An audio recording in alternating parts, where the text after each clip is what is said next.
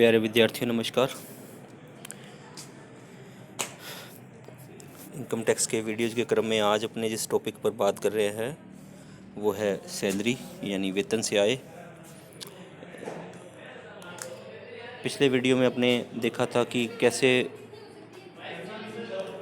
करदाता की निवास स्थिति उसके कर योग्य आय के निर्धारण में भूमिका निभाती है। इस वीडियो में अपने आय के जो 5 हेड हैं, शीर्षक हैं, उनमें से सबसे पहले शीर्षक सैलरी की बात करने जा रहे हैं। कैसे सैलरी में आय की गणना करते हैं, कैसे कर योग्य आय की गणना करते हैं, वो अपने इस वीडियो में देखेंगे। सबसे पहले अपने बात करते हैं वेतन की परिभाषा की। वेतन किसे कहा है, तो वेतन में किसको शामिल करेंगे इसमें अपने ये देखेंगे। तो वेतन में ये सब चीज़ें शामिल होती हैं। मजदूरी, कोई वार्षिकी मिल रही है, कोई ग्रेजुटी, पेंशन, फीस, कमीशन, अनुलाभ, वेतन के बदले कोई अन्य लाभ, अग्रिम वेतन, एडवांस सैलरी जो है, और अर्जित अवकाश के समर्पण पर प्राप्त राशि, प्रमाणित भविष्य निधि में वार्षिक वृद्धि, हस्तांतरित शेष का कर योग्य भाग। हस्तांतरित शेष वो होता है जैसे पहले कोई भविष्य निधि है, प्रमाणित है, उसे अब प्रमाणित में जब कन्वर्ट करते हैं तो उसमें जब पहले वाला बैलेंस है जो प्रमाणित में डालते हैं तो वो उसका जो कर योग्य भाग है वो आएगा। आगे पेंशन योजना में केंद्र सरकार व अन्य नियोक्ता का अंशदान शामिल होता है। कोई पेंशन योजना में सरकार नियोक्ता के रूप में या कोई अन्य नियोक्ता जो भी अंशदान करती है वो भी वेतन से आय शीर्षक में कर योग्य होता है।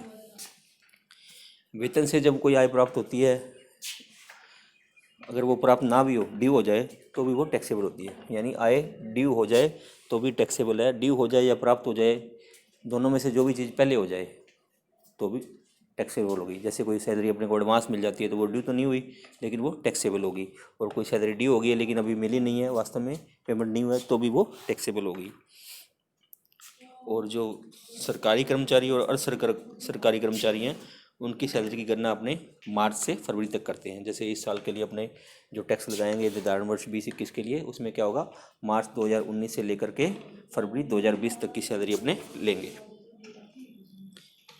और गैर सरकारी कर्मचारियों की जो सैलरी पर कर लगता है वो लगता है अप्रैल से मार्च तक, यानी अप्रैल 2020 से लेकर के 31 मार्च 2020 तक की अवधि के लिए गैर सरकारी कर्मचारियों की जो है सैलरी को इस वर्ष की कर योग्य आय में शामिल करेंगे। लोकसभा में विधानसभा के सदस्यों के वेतन पर इस शीर्षक में कर नहीं लगता, क्योंकि मैंने आपको बताया था कि भाई सैलरी के अंदर कर योग्य होने के लिए राशि जरूरी क्या है, कर्मचारी और नियोक्ता का संबंध होना जरूरी है। क्योंकि लोकसभा विधानसभा के सदस्य जो कर्मचारी नहीं होते, इसलिए उनको मिलने वाला वेतन जो है वेतन से आय शीर्षक में कर योग्य नहीं होता। अगर कोई चार्टर्ड अकाउंटेंट है, संचालक है, कोई अन्य प्रोफेशनल्स हैं जो कर्मचारी नहीं है, तो उनके पारिश्रमिक पर भी इस शीर्षक में कर नहीं लगेगा। कर्मचारी के रूप में ये लोग काम करते हैं, वकील या चार्टर्ड अकाउंटेंट है, कर्मचारी के रूप में काम करता है, तो उसको जो है आय प्राप्त होगी, वेतन प्राप्त होगा, वो तो कर योग्य होगा। लेकिन जो प्रोफेशनल के रूप में सेवा देता है तो उसको मिलने वाली आय जो है इस शीर्षक में कर योग्य नहीं होगी। अब आगे आते हैं भत्ते।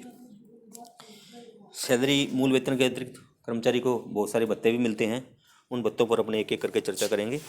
सबसे पहले आएंगे, देखते हैं कर योग्य भत्ते। ये वो भत्ते हैं जो सभी के लिए कर योग्य होते हैं, जैसे कि महंगाई भत्ता, चिकित्सा भत्ता, नगर क्षतिपूर्तक भत्ता, वार्डन भत्ता, नौकर भत्ता, प्रॉक्टर भत्ता, डेप्यूटेशन भत्ता, जलपान भत्ता आदि। ये सारे भत्ते जो हैं टैक्सेबल होते हैं, इनकी पूरी राशि कर योग्य होती है, कर योग्य आय में शामिल करते हैं।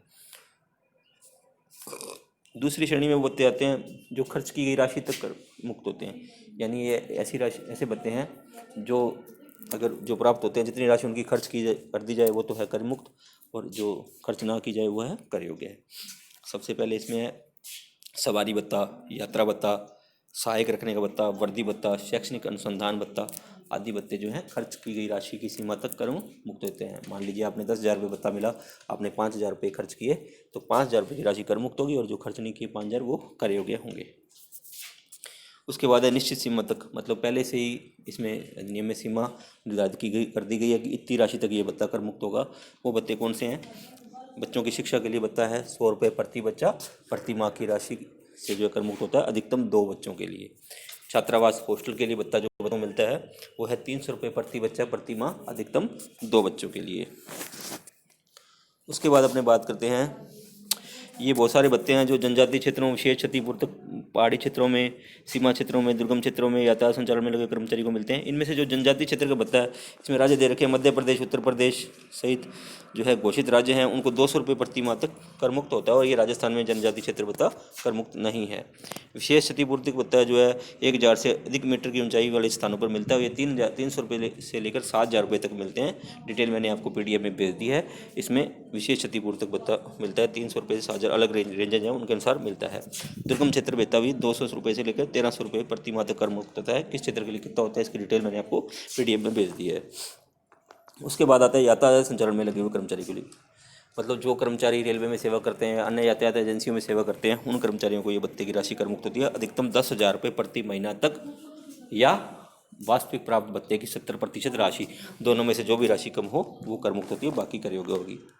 क्षतिपूरक कार्य क्षेत्र भत्ता है 26 रुपये प्रति महीना। क्षतिपूरक संशोधित कार्य क्षेत्र भत्ता है 1000 रुपये प्रति महीना। उसके बाद है उपद्रव नियंत्रण भत्ता। ये सारे जो है उपद्रव नियंत्रण भत्ता है, ये जो है पैरामिलिट्री को या जो सुरक्षा संगठनों में कर्मचारी काम करते हैं उनको ये मिलते हैं। उपद्रव नियंत्रण भत्ता है जो है 39 रुपये प्रति माह तक है, 3900 रुपये प्रति माह तक कर मुक्त है। अंधे, गूंगे या बहरे या विकलांग व्यक्तियों को कार्यालय आने जाने के लिए जो भत्ता मिलता है वो 32 रुपये प्रति माह तक कर मुक्त होता है। खानों में काम करने वाले, भूमि के नीचे या प्राकृतिक जलवायु में काम करने वाले कर्मचारियों के लिए 800 रुपये प्रति माह तक भत्ता मिलता है। सैन्य बल के सदस्यों में 9000 से लेकर 15000 फीट तक की ऊंचाई के लिए 1060 रुपये और 15000 फीट से भी अधिक ऊंचाई काम करने के लिए 1600 रुपये प्रति माह तक जो भत्ता मिलता है वो कर मुक्त होता है। सैन्य बल के सदस्यों को विशेष क्षतिपूर्वक भत्ता मिलता है जो 42 रुपये प्रति माह तक कर मुक्त होता है। अंडमान निकोबार द्वीप समूह एवं लक्षद्वीप में लगने वाले कर्मचारियों को मिलता है जो भत्ता, वो द्वीप ड्यूटी भत्ता मिलता है, वो 3250 रुपये प्रति माह तक कर मुक्त होता है। अब कुछ भत्ते हैं जो कुछ शर्तों की पूर्ति होने पर आंशिक रूप से कर मुक्त होते हैं। जैसे उनमें मेन है मकान किराया भत्ता, हाउस रेंट अलाउंस। इसमें क्या है कि इन 3 बिंदुओं पर राशि की गणना करेंगे। इनमें से जो सबसे कम राशि होगी वो कर मुक्त होगी, उसके अलावा जो राशि मिलेगी वो टैक्सेबल होगी। तो सबसे पहले है भत्ते के रूप में वास्तव में जो राशि मिलती है, नंबर 1। नंबर 2, बम्बई, कलकत्ता, मद्रास या चेन्नई में मकान स्थित है, दिल्ली, बम्बई, कलकत्ता या चेन्नई में मकान स्थित है तो वेतन का 50% और अन्य स्थानों पर मकान स्थित है तो वेतन का 40%। और तीसरा पॉइंट है वेतन के 10% से अधिक चुकाएगा किराया, यानी चुकाएगा किराया माइनस वेतन का 10%। वेतन से आशय यहाँ पर है वेतन प्लस महंगाई भत्ता, अगर सेवा की शर्तों के अनुसार है तो। ठीक है। उसके बाद आता है मनोरंजन भत्ता।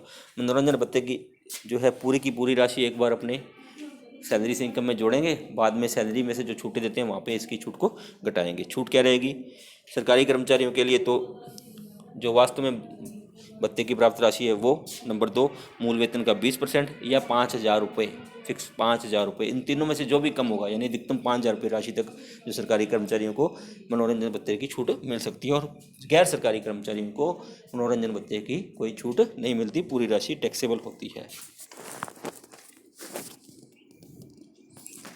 उसके बाद अपने बात करते हैं अनुलाभों की। भत्ते नगद दिए जाते हैं, लेकिन अनुलाभ के रूप में कर्मचारी को नगद कोई पैसा नहीं दिया जाता, लेकिन नियोक्ता कर्मचारी को कुछ सुविधाएं प्रदान करता है जिसके लिए नियोक्ता को भुगतान करना पड़ता है, लेकिन कर्मचारी को वो सुविधाएं मुफ्त में मिलती है, उसे अनुलाभ कहते हैं। तो इसमें 3 कैटेगरी हैं। एक तो सभी कर्मचारियों के लिए कर योग्य कर मुक्त अनुलाभ, एक केवल विशिष्ट कर्मचारियों के लिए कर योग्य अनुलाभ, बाकी के लिए कर मुक्त, और एक सभी कर्मचारियों के लिए कर योग्य अनुलाभ। तो सबसे पहले बात करते हैं अपने सभी कर्मचारियों के लिए कर मुक्त, यानी ये अनुलाभ जो है सभी कर्मचारियों के लिए कर मुक्त हैं, इनमें कोई इन पर टैक्स नहीं लगता। तो ये खान, समुद्र तल खोजने आदि, बांध निर्माण स्थल आदि स्थलों पर कार्यरत कर्मचारियों को सुविधा अगर कोई दी जाती है तो ये टैक्स फ्री होती है। ठीक है। किसी कर्मचारी का ट्रांसफ़र हो जाता है और वो ट्रांसफ़र के बाद नए स्थान पर जाता है और पुराने स्थान पर भी मकान लेके रखता है, नए स्थान पर भी मकान लेके रखता है, तो ऐसे ही अगर 2 मकान रखता है एक साथ तो उसको 90 दिन तक एक मकान की जो है अनुलाभ की राशि वो कर मुक्त मानी जाती है।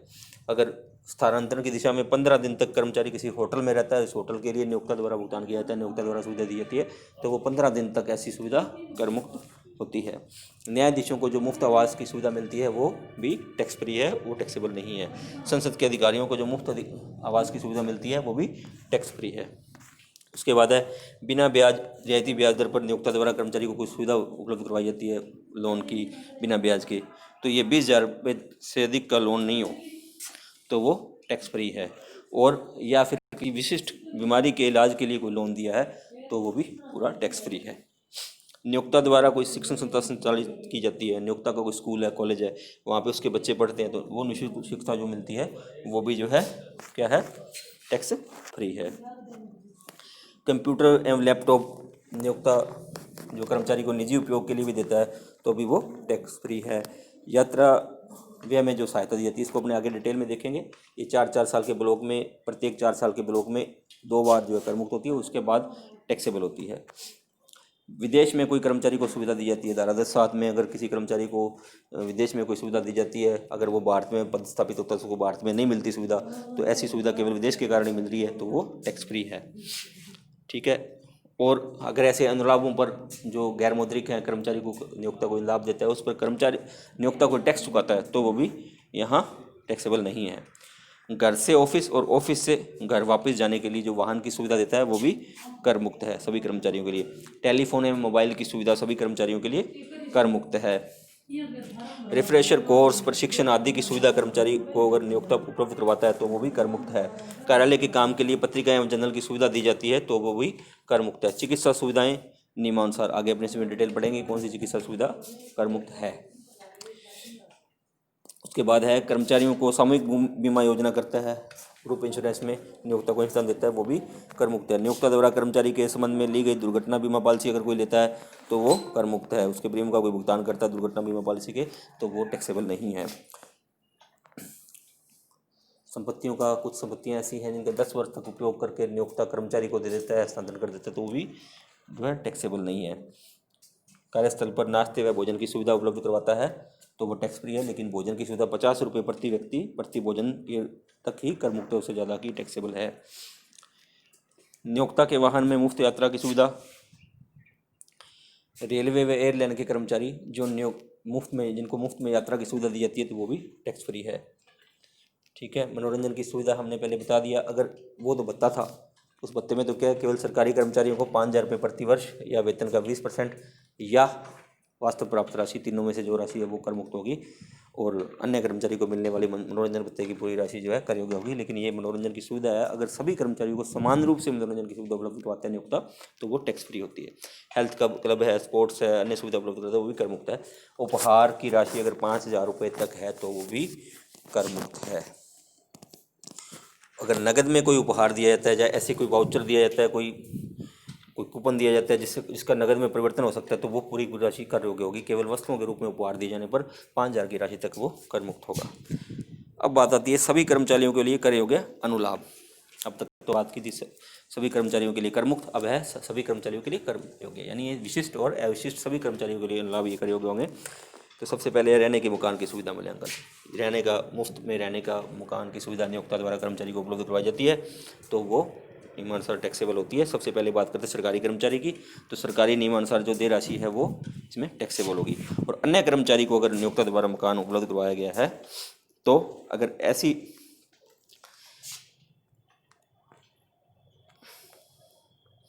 मकान नियोक्ता का है और 25 लाख से अधिक की आबादी वाले क्षेत्र में स्थित है तो वेतन का 15% जो है वो सुविधा का मूल्य होगा। अगर मकान 10 लाख से अधिक लेकिन 25 लाख से कम आबादी वाले क्षेत्र में स्थित है तो वेतन का 10% सुविधा का मूल्य होगा। अगर मकान ऐसे क्षेत्र में स्थित है जिसकी आबादी 10 लाख से कम है तो वेतन का 7.5% जो है 7.5% सुविधा का मूल्य माना जाएगा। अगर मकान नियोक्ता किराए पर लेता है, ठीक है, तो नियोक्ता द्वारा दिया किराया या वेतन का 15% दोनों में से जो भी कम होगा वो सुविधा का मूल्य माना जाएगा। अगर मकान की सुविधा मुफ्त में नहीं है लेकिन रियायती दर पर है तो उसकी गणना अपने कैसे करेंगे, वास्तव में जो ऊपर जिसकी सुविधा का मूल्यांकन किया है जो ऊपर बताए गए नियमानुसार उसमें से जो वास्तव में कर्मचारी से राशि वसूल ली गई है वो घटा देंगे और जो बैलेंस आ जाएगा वो रियायती सुविधा का मूल्य माना जाएगा। नियोक्ता द्वारा कर्मचारी के कोई दायित्व का भुगतान किया जाता है, यानी अगर वो नियोक्ता नहीं भुगतान करता तो कर्मचारी को करना पड़ता, तो ऐसे दायित्व भुगतान की पूरी राशि जो है कर योग्य होगी। जीवन बीमा कर्मचारी के जीवन बीमा की राशि का अगर भुगतान करता है नियोक्ता तो पूरा टैक्सेबल है सभी के लिए। ठीक है। और निःशुल्क या रियायती दर पर दी गई निर्दिष्ट प्रतिभूति या स्वेट इक्विटी शेयर, मतलब कर्मचारी कंपनी है, कंपनी अपने कर्मचारियों को शेयर देती है, मुफ्त में शेयर देती है या रियायत पर देती है, तो ऐसी रियायत या मुफ्त में शेयर की राशि उसके बाजार मूल्य के अनुसार जो है वो टैक्सेबल होगी। अनुमोदित अधिवार्षिकी में नियोक्ता का अंशदान होता है तो 1.5 लाख रुपए से ज़्यादा का जो अंशदान है वो गत वर्ष में वो टैक्सेबल है। बिना ब्याज के ऋण की सुविधा है, विशिष्ट कोई बीमारी के लिए तो फ्री है सभी के लिए, लेकिन 20,000 रुपये तक फ्री है ही, और विशिष्ट बीमारी के लिए तो बिना किसी सीमा के फ्री है। और इस पर जो ब्याज लगेगा वो SBI की, स्टेट बैंक ऑफ इंडिया की द्वारा ली जाने वाली ब्याज दरों के अनुसार ब्याज लगेगा। और अगर नियोक्ता कर्मचारी को कोई चल संपत्ति देता है उपयोग करने के लिए, व्यक्तिगत उपयोग करने के लिए, तो लागत का 10% जो है क्या माना जाएगा, उसका सुविधा का मूल्य माना जाएगा। अगर नियोक्ता कर्मचारी को कोई संपत्ति हस्तांतरित कर देता है हमेशा के लिए रखने के लिए, तो क्या करेंगे, संपत्ति की रिटर्न डाउन वैल्यू निकालेंगे, उसमें से चुकाई की राशि निकालकर जो शेष राशि आ जाएगी वो क्या होगा, उस संपत्ति का मूल्य मानकर कर्मचारी की आय में शामिल करेंगे।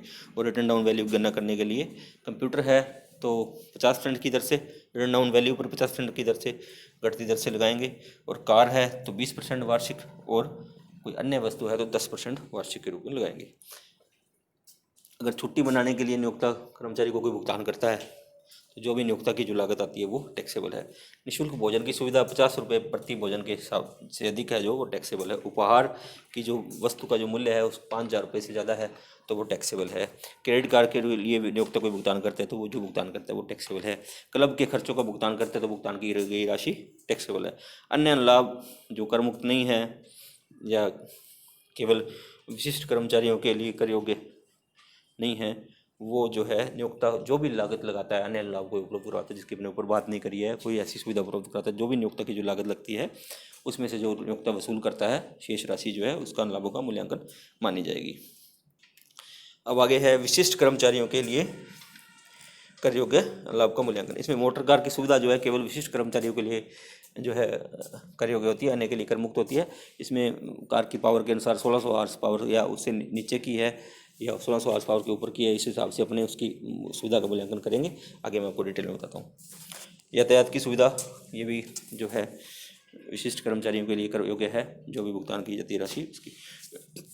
घरेलू नौकर चौकीदार आदि की सुविधा जो वास्तविक व्यय की राशि करता है, मतलब कर्मचारी को घर पे नौकर की, चौकीदार की आदि की सुविधा दी जाती है नियोक्ता द्वारा, तो वास्तव में जो नियोक्ता द्वारा उसका भुगतान किया जाता है वो विशिष्ट कर्मचारियों के लिए कर योग्य है। लेकिन जो चीज़ें विशिष्ट कर्मचारियों के लिए, केवल विशिष्ट कर्मचारियों के लिए कर योग्य है, वो अन्य के लिए, सभी के लिए कर मुक्त होंगी।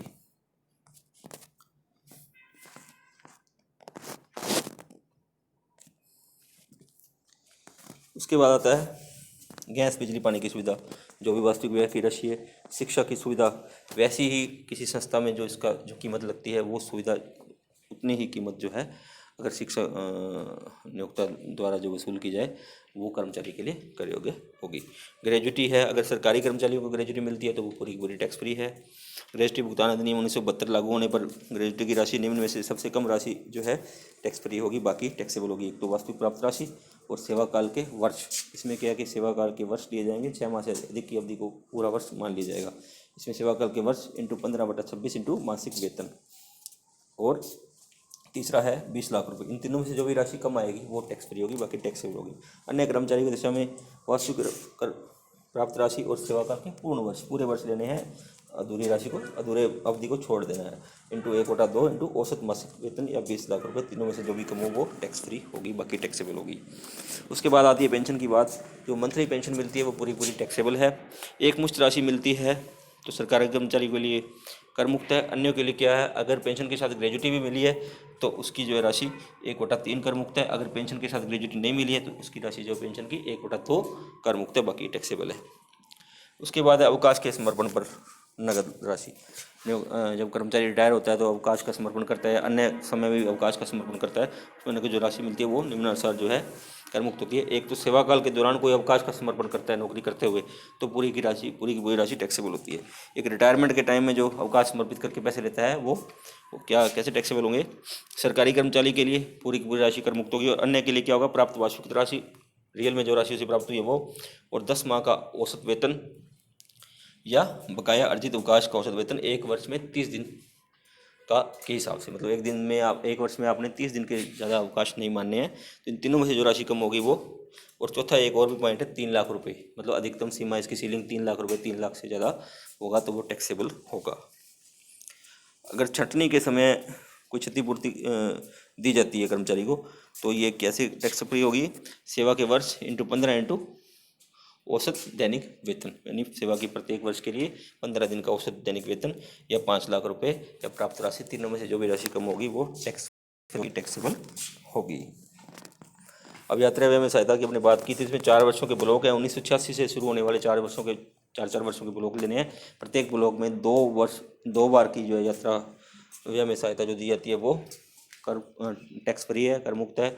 उसके तीसरी बार जो है पूरी राशि टैक्सेबल है। और इसमें राशि जो टैक्स फ्री होगी वो होगी नियोक्ता द्वारा वातानुकूलित प्रथम श्रेणी के किराए की राशि जो है वो टैक्स फ्री होगी। उसके अलावा जो राशि दी जाएगी वो टैक्सेबल होगी। उसके बाद है भविष्य निधि जो कर्मचारी को मिलती है, उसमें कोई अंशदान जो करते हैं वो कब तक टैक्स फ्री और कब तक टैक्सेबल है, ये देखेंगे अपने। सबसे पहले है तो नियोक्ता का अंशदान, अगर प्रमाणित भविष्य निधि में नियोक्ता का अंशदान 12% से अधिक है तो टैक्सेबल है। उसके ऊपर ब्याज जो दिया जाता है वो 9.5% से अधिक है तो टैक्सेबल है। और वास्तव जो पूरी राशि जो मिलती है वो 5 साल की अगर सेवा करके मिली है प्रमाणित भविष्य निधि में तो वो पूरी टैक्स फ्री है।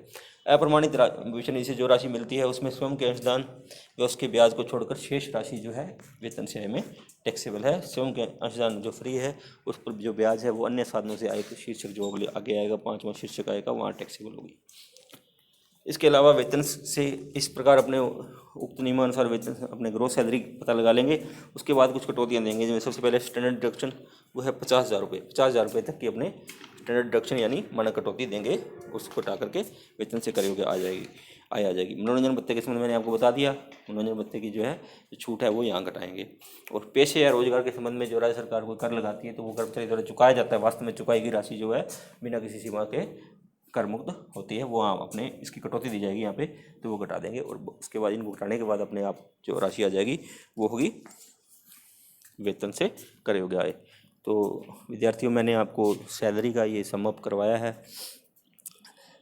तो आपको मैंने PDF भेज दी थी पहले, उस PDF में आप पढ़ना सैलरी को। सैलरी एक लंबा चैप्टर है, उसको 2-3 बार आप पढ़ोगे और ये वीडियो आप देखेंगे तो आशा है आपको सैलरी का चैप्टर समझ में आ जाएगा। अगले वीडियो में अपने फिर सैलरी के किसी न्यूमेरिकल के साथ मिलेंगे, तब तक के लिए नमस्कार।